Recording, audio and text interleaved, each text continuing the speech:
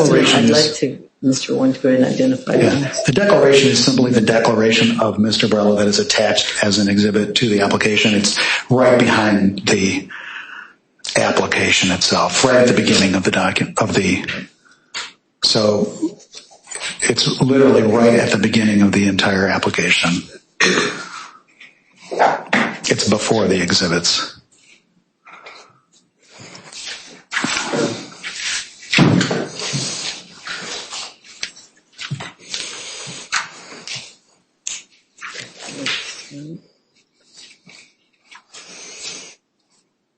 Okay, it's not marked as an exhibit in the policy petition. Looking at the corrected application.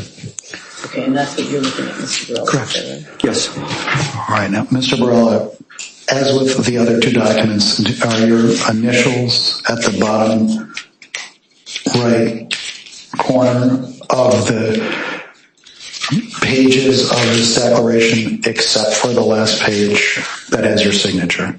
Correct. And this is the declaration, just to be clear, on page 11 that states that it was signed under penalty of perjury on the 24th of May, 2019. If you look at the last page where the jurat's located.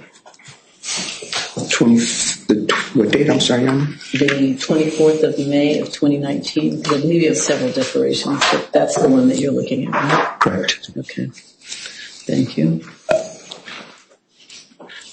All right, now,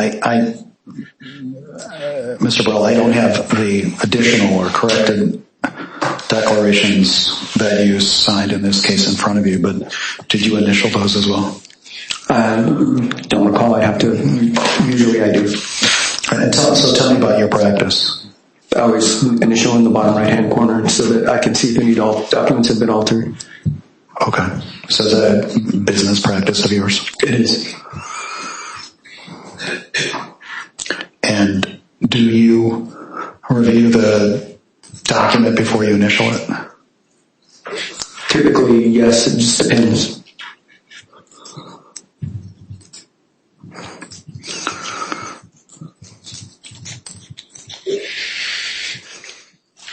Now, on the first document that we looked at, you had crossed out some language and put your initials next to it, correct? Correct. And why did you do that? To strike the terms of the agreement on that section and initial it saying that I struck them.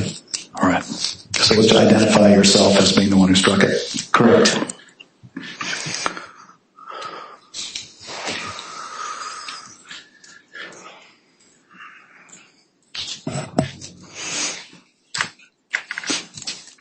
Yeah, Mr. Borrello, you have claimed in your declarations and your testimony that the settlement agreements that you were provided by Mr. Avenatti's office in January and I think July of 2018 had the March settlement date on it, correct?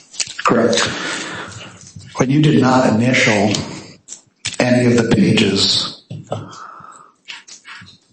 of that document. Just a minute. Are you asking Mr. Borrello whether the settlement agreement he was provided by Mr. Avenatti had the March payment date on it as the initial payment, or No, that is the settlement date, right? What are you asking him about that? I'm asking on the ones that have the payment dates of March on them. Mm-hmm. I'm asking him. I'm saying that he did not initial them with his initials on the various pages. Okay, overruled. Are you clear on the question, Mr. Borrello? Yeah, I did not initial those pages because I was really excited that day when I met with Mr. Avenatti, and him being my lawyer, I wouldn't think I would have to do that.